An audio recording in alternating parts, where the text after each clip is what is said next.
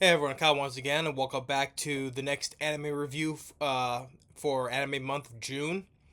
And also this is the day today is my birthday, and so happy birthday to me.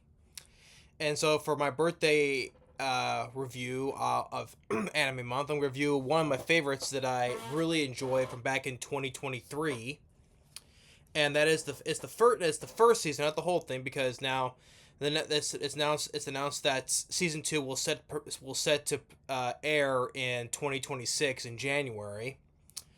So, which I am looking forward to seeing because I really enjoyed this show. It was definitely one of my top three favorites of 2023, and that is here reviewing the first season of Hell's Paradise. Hell's Paradise season one, and I really enjoyed the show. I reviewed I reviewed the series when it came out, the episodes I did, and I really enjoyed the show, and I enjoyed the animation, the use of colors, and especially I enjoy the characters, both the executioners and the criminals as well, and it was really good. A little bit was a little trippy, in a way, in certain ways, but overall it was a very enjoyable show. Good mixture of action, a little bit of horror into it, and it was and some they gave me some other parts that gave me references as well from other shows as well. But overall, yeah, I enjoy the show, and um I can't wait for season two to come out pretty soon. So I can't wait. But Hell's Paradise, okay, the first season, okay, which I have read pretty much most of the manga. I'm pretty much almost caught up because I'm too busy with other things. So I am almost caught up with reading the manga.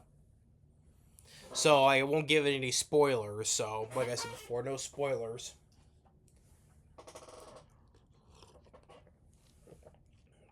to what happens afterwards after West on the first season. So, but Hell's Paradise, and it's produced by by the animation studio of Mappa, and this is the same studio that um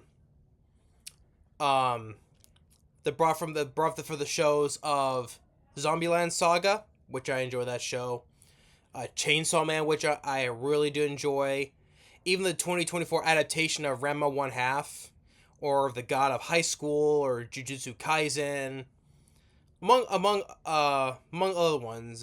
Even Kakiguri, the gambling thriller series, and I think it was one of the new ones that I've been watching that also did as well. Yeah, okay, Lazarus, which I'm currently watching. I'm not reviewing the episodes, but Lazarus as well. So,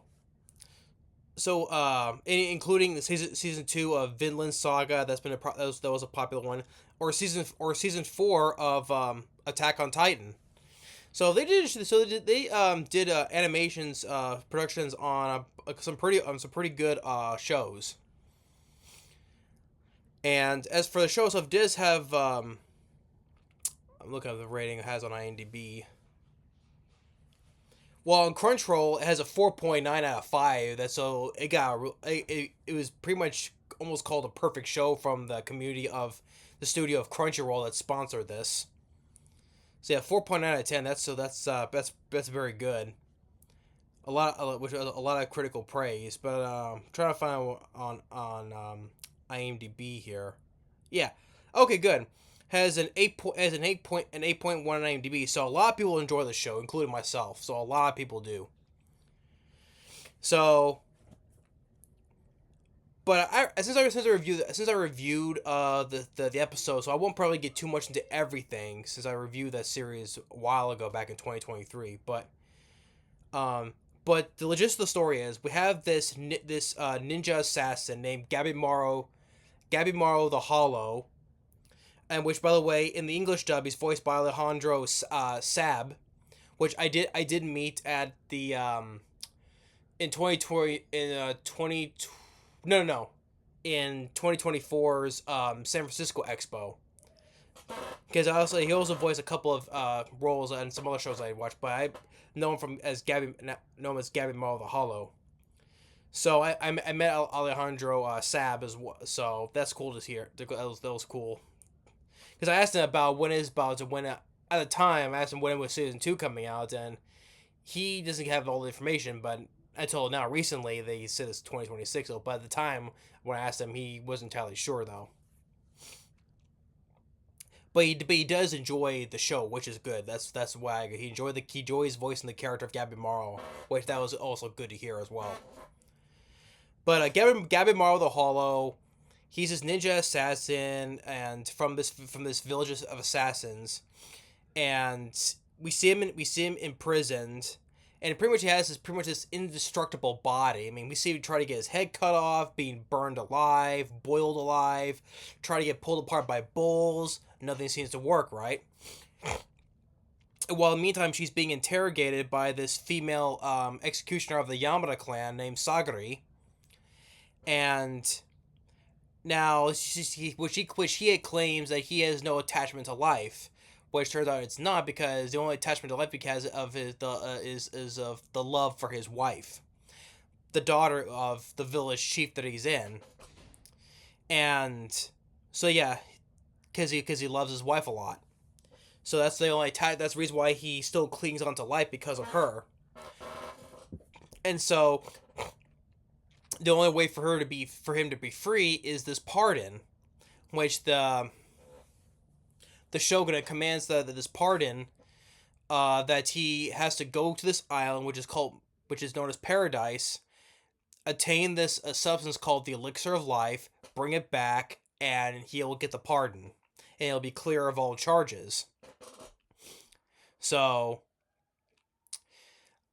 and also going back with his wife, which she has we see in flashbacks of she has this big scar on her face done by her asshole father, which if she just can't look like an ordinary woman, he brutally burned her face with a scar. But she said she's not gonna let a scar get her down, despite the fact that Gabby Marrow, he's covered in scars. And we see also how he thinks that also the village chief is also immortal, because we see he gets impaled by a whole bunch of different weapons and spears, and even his intestines fall out. Yet he's still standing with that big creepy smile. So that's probably a hint that he did get the elixir of life. That's why he can live for so long. He can't die. So he's given the choice. And then we see him with among all these other criminals, that these deadly criminals, like death row inmates, and they have to narrow down the number, so they have them kill each other, except for the main ones. That goes to the island, and they see Gabby Marrow, the Hollows, how he viciously kills people, and with Sagari, she is a female executioner, which she's got a lot of criticism from both especially the look on her father's eyes, and from also among the Yamada clan, especially the one pretty much the leader, as was Azu or Azu.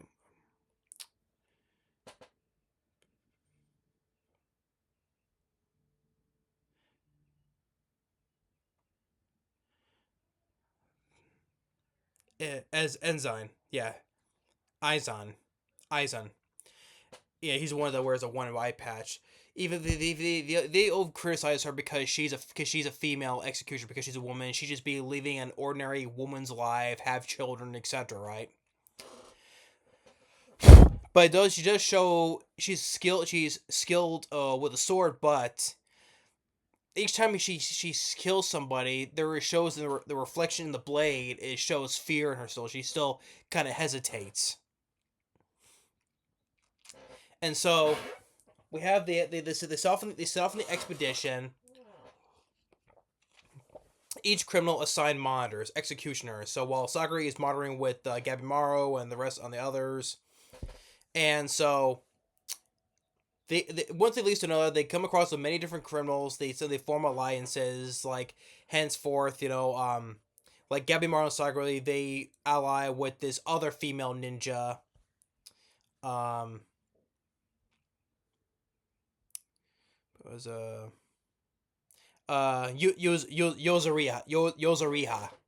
Yuzuriha. She's also a female ninja from a different village, and like they form alliances with other ones, like including ones like Senta, who's her monitor, which where he develops feelings for her. Although he said he doesn't, he denies it later on, but he does he does have feelings for her. And there's among other ones, there's Genza, another executioner. Genji, that's his name, Genji. And we see some other pairings like with this with Tenza, with this kid. We thought it was a boy, but it turns out she's a girl. And he sees that she's an innocent child, so he wanted to make sure she gets the pardon. And she goes and says, "Oh, I'm in love. You're so manly. I'm in love with you. Let's get married." And we get his backstory as well. Like, hey, he was just a street urchin, is saying, like, he was a homeless delinquent on the streets, and until one of the blind members of the Yamada clan, Shion, who's blind, takes him in and trains him. And we get the other pairings, like we have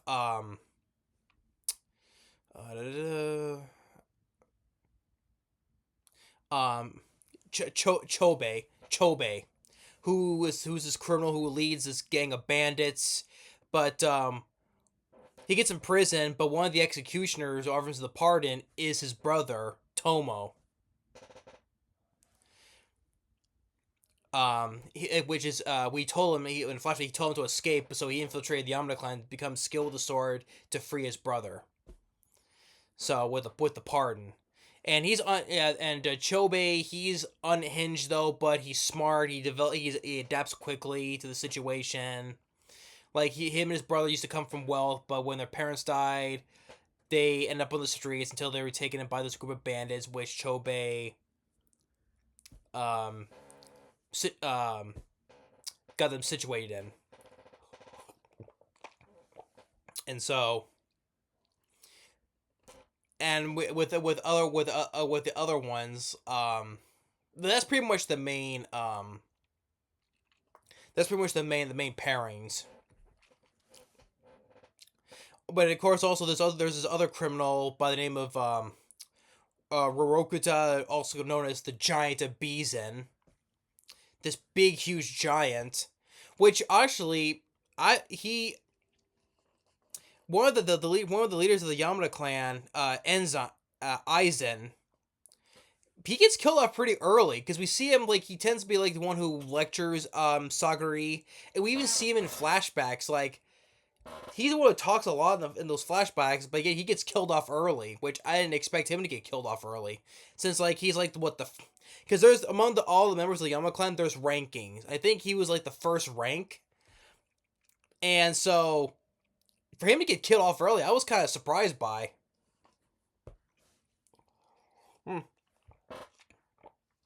Surprise. So, but later that the Ryoko, the giant beast, and he even just how powerful he is. He sideswipes Genji like a big slap, but leaves a big gash in his side. That's when Asagiri and Gabimaru fights him, which they take him out because they have to bow and cut his head out. Because Gabimaru uses his ninjutsu powers, the flames, to set fire around the forest to get him to inhale the smoke and bend down. That's when Sagiri cuts his head off. But all of that, though, they're trying to find the elixir of life. They eventually counter like several bugs. Oh, and I forgot about the other pairing. You have Fuji, who is another part of the Yamada clan. Look at this criminal, Tamiya, also known as the Blade Dragon, which I like this guy here. He also proves to be a badass as well. And he notices the butterfly on his hand. He got stung by it, and he notices the butterfly has a face. So because before they left, they show a body that came back from the island, and flowers are growing out of his body. So he instantly took that out, remember that, and quickly cut off his left hand without hesitation. And so all these things, all these centipede like bugs with fingers, and all these other giants, it kind of reminds me of Attack on Titan. These big giant monsters, and they all get attacked, but they manage to fend them off. And so they have to learn that they have to stick together and to work together to make their way off and find the elixir. And one thing leads to another with Gabimaru, Sagari, now Genji that died. It's Senta and Haya.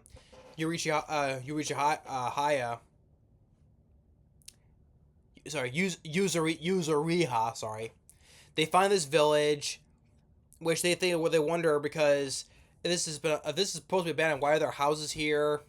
And they encounter this tree, which back when I reviewed it, I named him Groot because he was like basically he looks like Groot, but his name is Hoko. And then this little girl named May who lived on the island pretty much for 1,000 years, and he tells about the real threat on the island, that is the Tensen, the seven figures, which originally came from one person and split into seven, each with their own personalities, but they all look and sound the same because in the English dub, the male voices of the Tensen is voiced by Ian Sinclair, known for voicing for many I've heard from anime, known from voicing Brook from One Piece. He voices Aaron Nanakari's father, from Food Wars. He voices pretty much the villain from the season 3 and 4 of Food Wars. So yeah, Ian Sinclair. He's voiced in a lot of anime, but he does the voice because the Tensen have the ability to shift from male to female, but the male voices of the Tensen is voiced by Ian Sinclair.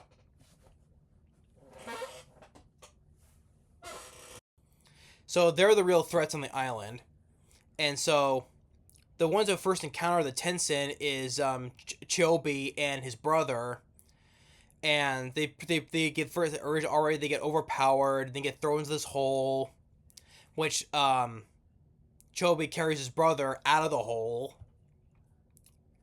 and then Tenza and Nakaguri, the girl, they encounter a different one, and Tenza tries to cut it, and then they make a run for it. Then they meet up with his master Shion, and so, and then Shion he gets injured by the throat, and Tenza, and sad to say, Tenza went out a badass. He did. I mean, at first, the member of the Tensen blows these holes into him, and so he tells him to run. He starts, up until the end, he's really punching, really punching the crap out of that Tensen, fighting to the very end, just punching until eventually he kills him. So he gives it the chance to Shion and Nuguri to get away, which she didn't like though, because she didn't want to leave him. Because even his last Tenza's last thoughts, what will happen after this, He showed him flashing teaching new students and him marrying Nudaguri or Nudakai, and we see during the credits of that episode, him finally managing to land that one strike against Shion in his training. And now we see this tree from afar, which Shion mentioned. That tree will eventually blossom, and that's what reflects on Tenza. And that was sad. That's why, because after all that, but he went out a badass, sad to say. And then, so eventually they, Gabimaru tries to go out and he fights the same Tensen that killed Tenza. And it was a brutal fight, and the Tenza was getting overpowered until he transformed into this kaiju flower monster, until May saved him. And which turns out May is kind of like a Tenzin, but like she said, like she kind of like, is kind of she's a little bit different from the real Tenzin because these other figures that work for the Tenzin, known as the Doshi, saying one of them saying is like, though Mei and the Tenzin share similar origins, she's inferior compared to them. But saves him, and it's when her Gabimaru meet up with Fuji and Tamaya, the Dragon Blade, in which Fuji he's was as part of the Yamano clan, but he's also specializing. He likes dissecting bodies. He has this fascination of dissecting bodies. So they counter some more, which Gabimaru forms an alliance with them, and we see notice that Mei has grown a little bit has grown older. I guess from the power shoes it made her look older. Well, that's what she originally was until she used some magic to make herself into a little kid, though. But she pretty much grew back to how she was before. And so, the Doshi, the people that work for the Tenzin, the two of them fight with Gabimaru and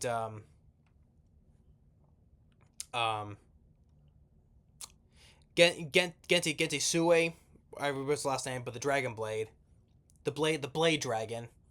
They tell the two of the Doshi, the one that controls the moths and the centipedes, and explains about with Mei and the Tenzin how they, because how they do how basically what they need to do to defeat the Tenzin altogether is they need to obtain a great amount of Tao, the energy that's comes out with that's from within the person, a large amount of Tao energy basically. So it explains Mei, because Mei had a battle, long scar on her back, and the Doshi tells them that she's like the Tenzin, but she only has Yin Ki, which the Doshi are male, but with the Tenzin they can essentially shift both male and female. There's no division between them. But they use it to basically to gain a lot to get Tao from them. They do a lot of well, like Fuji said, he means sexual intercourse. And then Blade Dragon's like tells like, what? So you train by screwing? Ridiculous. So that's what they do to attain Tao. But with Mei, it's both Yin and Yang. But Mei only has Yin, so they basically constantly rape her over and over again to obtain a lot of Tao. So that's why she ran away. So Gabimaru learns how to use Tao and defeats them, and same with the Blade Dragon, Tamaya. They both take him out, and also with Chobei and his brother, they counter another member of the Doshi, and Chobei, he learns very fast to use Tao. He uses Tao very fast, but like he gets his neck penetrated and his arms are broken, but it resets him, and it creates like these purple like vine like markings on his neck and his arms. So, and his brother is kind of concerned about that. And then eventually with Sagari Senta, Yorishia, I was mispronounced the name. Sorry. Yuzuriha, and they eventually get to the temple that leads into Horai.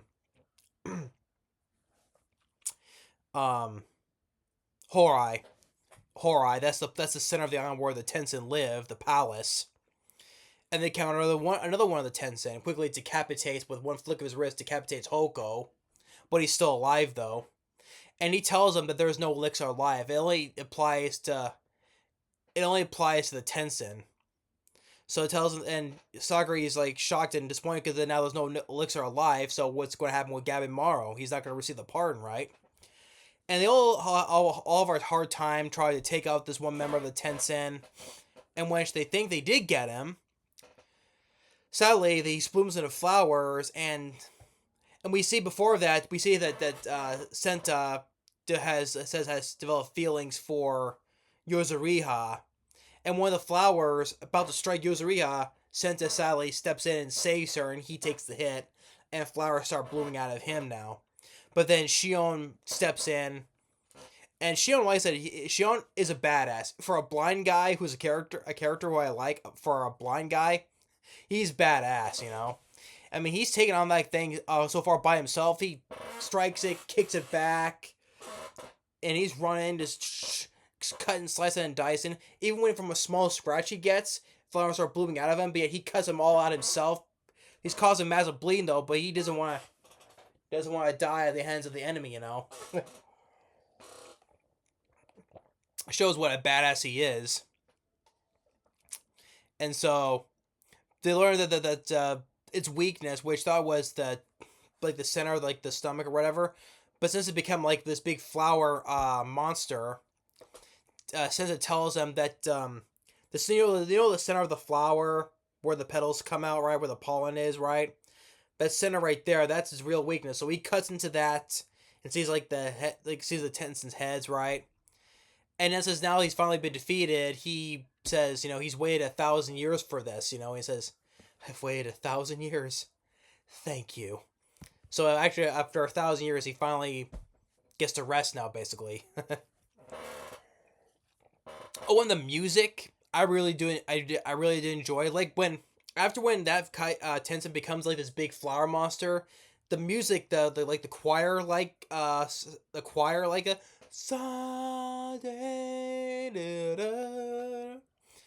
really good piece of music. And even after when he and Shion defeats the Tenson, and then all the flowers bloom out of it, and you got that da da da da, and I like the open shot where that music just ends with the like Shion is like this far from the camera, right, and you see him standing amongst the body on the flowers. Badass for that character moment, when the music ending that part right there. That was awesome.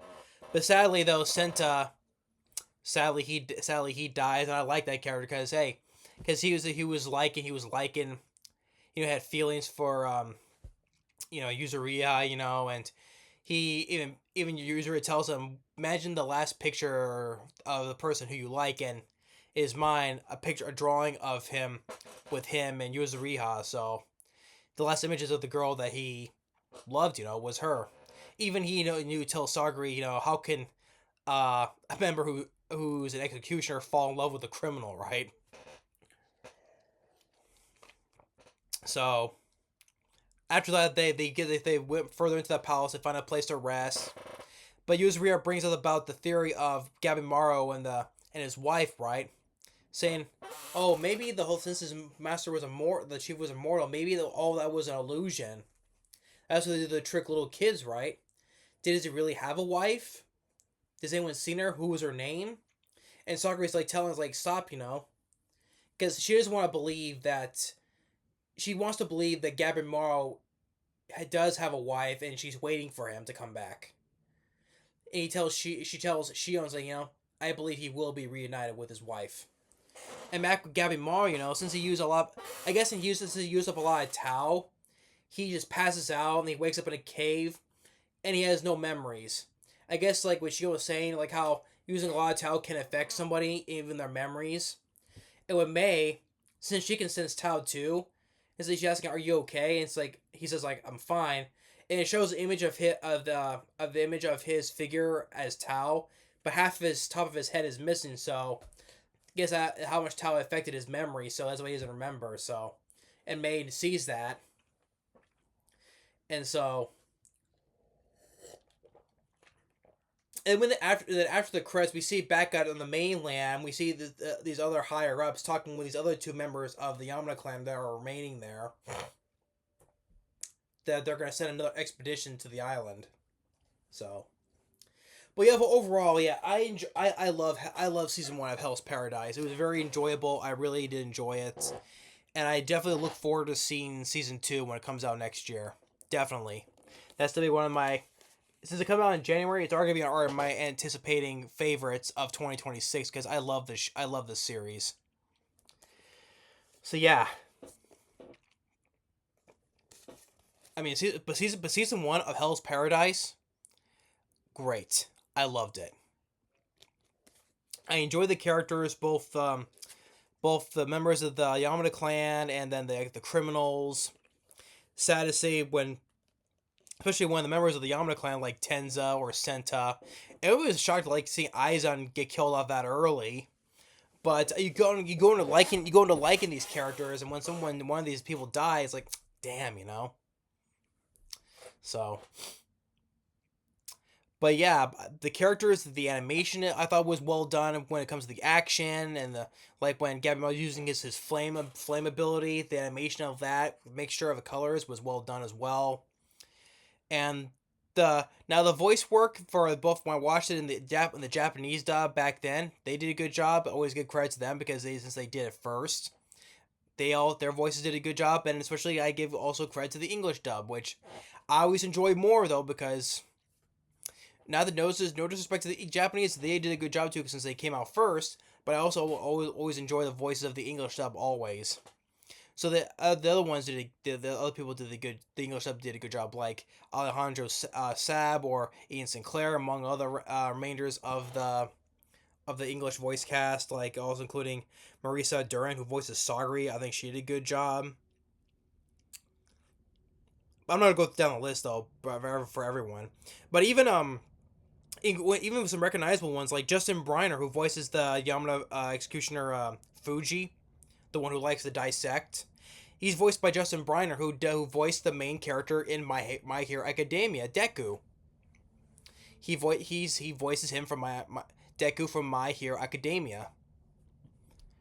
So if anyone who's a fan of My Hero Academia and the character and the fan of the character Deku, he voices Fuji in this. You know, so if anyone knows, he's the executioner who likes to dissect things. And he carries a cool looking sword. It's like the tip of the sword is like curved in. I thought it was a cool looking sword as well. So, but Hell's Paradise Season 1, I really enjoy. And this also, we're going to mention, this is a special edition here, which I'm always a sucker for. And it shows the back of here. It comes with a 64-page art book and 5 art cards. Shows the book here and the art cards right here. So, but yeah, I'm always a sucker for special editions. So, but I love Hell's Paradise. Definitely give this a thumbs up. I really enjoyed it. You know, and I look forward to seeing season 2 coming out in 2026 in January. Definitely look forward to that. So thanks for watching. Stay tuned for more for Anime Month. And once again, happy birthday to me.